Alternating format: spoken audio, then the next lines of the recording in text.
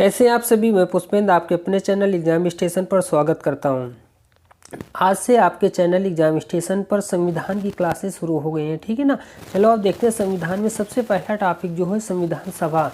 तो संविधान सभा के बारे में देखो तो संविधान सभा में सबसे पहले क्या थे, प्रेम बिहारी राय जादा ने भारतीय संविधान को हाथ से लिखा। तो इन्हें यानी भारतीय संविधान को हाथ से किसने लिखा?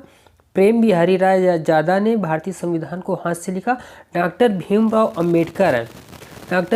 अंबेडकर ने संविधान का प्रारूप तैयार किया। अगर लिखा आ जाए कि भारतीय संविधान का प्रारूप किसने तैयार किया तो क्या नाम दोगे कि भारतीय संविधान का प्रारूप किसने तैयार किया? डॉक्टर भीमराव अंबेडकर जी ने, ठीक है ना। डॉक्टर भीमराव अंबेडकर को भारतीय संविधान का जनक कहा जाता है। किसको? डॉक्टर भीमराव अंबेडकर को भारतीय संविधान का जनक कहा जाता है, ठीक है ना। नंदलाल बोस ने संविधान पर चित्रकारी किए थे। किसने? नंदलाल बोस ने संविधान पर चित्रकारी किए थे, ठीक है ना।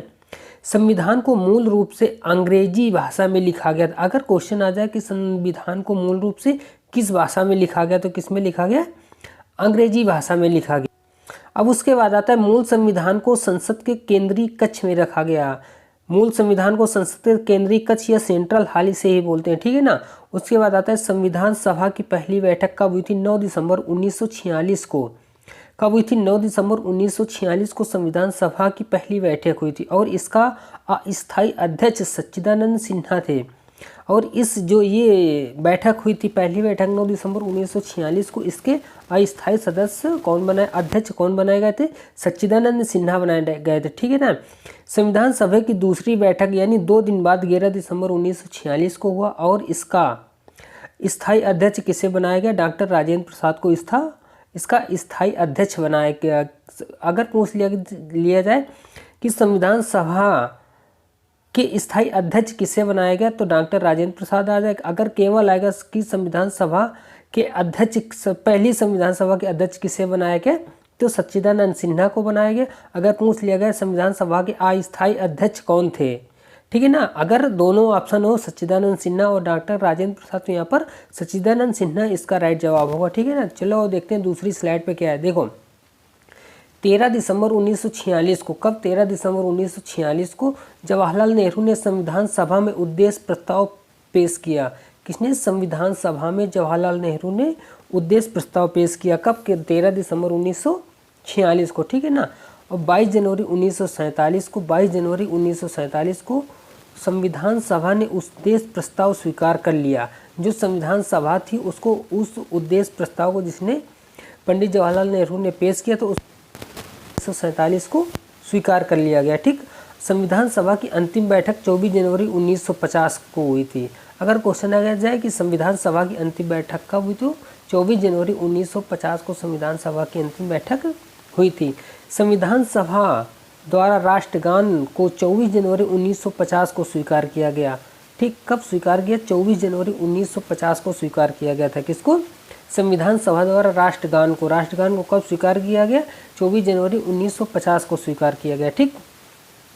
अब बात आ जाती है कि संविधान सभा द्वारा राष्ट्रगीत को 24 जनवरी 1950 को स्वीकार किया। देखो संविधान सभा द्वारा राष्ट्रगीत को 24 जनवरी 1950 को स्वीकार किया गया और राष्ट्रगान को 24 जनवरी 1950, यानी दोनों राष्ट्रगीत और राष्ट्रगान दोनों को एक ही दिन स्वीकार किया गया था, ठीक ना।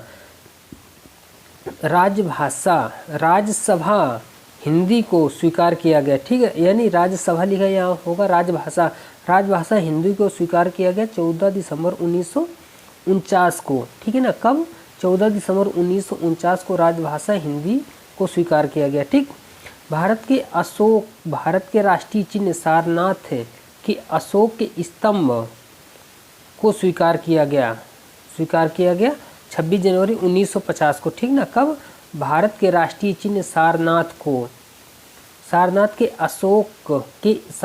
अशोक के स्तंभ को स्वीकार किया गया 26 जनवरी 1950 को, ठीक है ना। ठीक है, चलो अब देखते हैं तीसरी स्लाइड पे क्या है। तीसरी स्लाइड पे भारत के राष्ट्रीय चिन्ह सारनाथ के अशोक स्तंभ को स्वीकार किया 26 जनवरी 1950 को, जो पिछली स्लाइड में बता चुका हूँ, ठीक है ना। राष्ट्रीय ध्वज को स्वीकार किया। राष्ट्रीय ध्वज को कब स्वीकार किया गया? 22 जुलाई 1947 को। कब?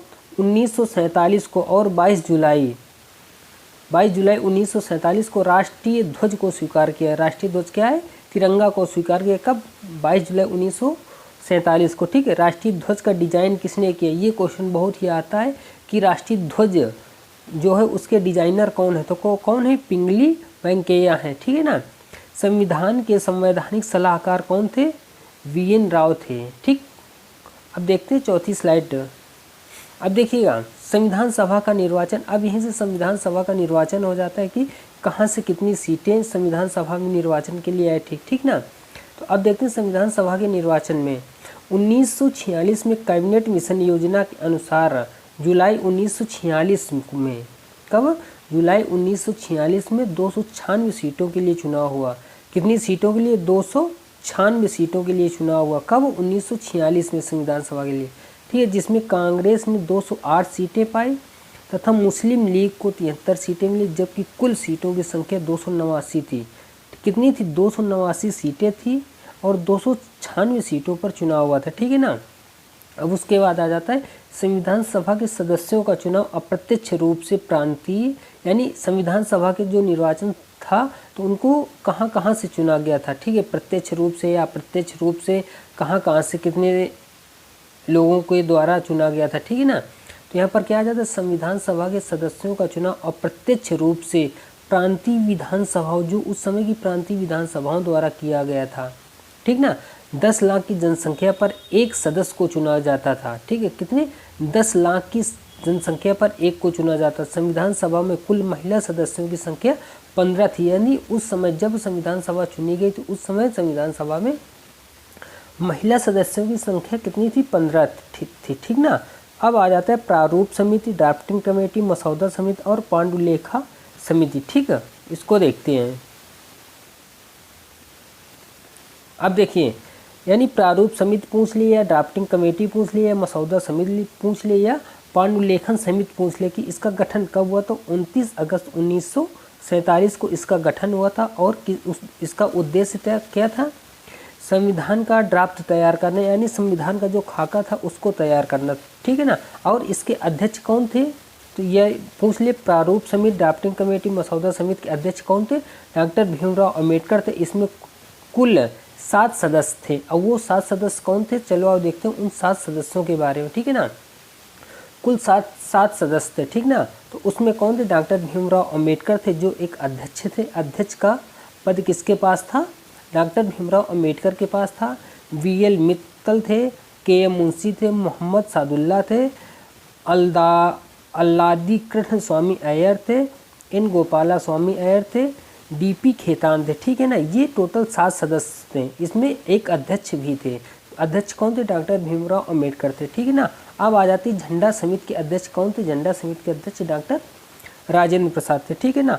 मूल अधिकार एवं अल्पसंख्यक समिति के अध्यक्ष सरदार वल्लभ भाई पटेल थे। अगर पूछ लिया जाए कि मूल अधिकार एवं अल्पसंख्यक समिति के अध्यक्ष कौन थे? तो वल्लभ भाई पटेल थे। ठीक है। संघ शक्ति समिति के अध्यक्ष कौन थे? जवाहरलाल नेहरू थे। संविधान दिवस मनाया जाता है। संविधान दिवस कब मनाया जाता है? 26 नवंबर को संविधान दिवस मनाया जाता है। 26 नवंबर को। ठीक है ना। संविधान दिवस मनाया जाता है। संविधान के अंगीकरण की तिथि क्या थी? संविधान के अंगीकरण की तिथि थी 26 नवंबर 1949। इसीलिए संविधान को 26 नवंबर को संविधान दिवस के रूप में मनाया जाता है। ठीक ना। क्वेश्चन नंबर देखते हैं अगली स्लाइड में क्या है। अगली स्लाइड में संविधान दिवस मनाया जाता है, ये मैं अभी बता चुका। कब? 26 नवंबर को संविधान दिवस मनाया जाता है। क्यों मनाया जाता है? क्योंकि संविधान के अंगीकरण की तिथि 26 नवंबर 1949 थी। ठीक ना। तो संविधान लागू की तिथि क्या थी? यानी संविधान कब से लागू होता? 26 जनवरी 1950 से। कब से? 26 जनवरी 1950 से संविधान लागू हो गया था। ठीक ना। अब बात करते हैं कि संविधान सभा में संविधान सभा में कुल लगा समय कितना था? 2 वर्ष 11 माह 18 दिन था। यानी संविधान सभा में लगा कुल समय 2 वर्ष से 11 माह 18 दिन था। ठीक ना। भारत गणतंत्र बना। कब भारत गणतंत्र बना? 26 जनवरी 1950 को भारत गणतंत्र बना। ये हो गई आपकी पूरी संविधान सभा। ठीक है।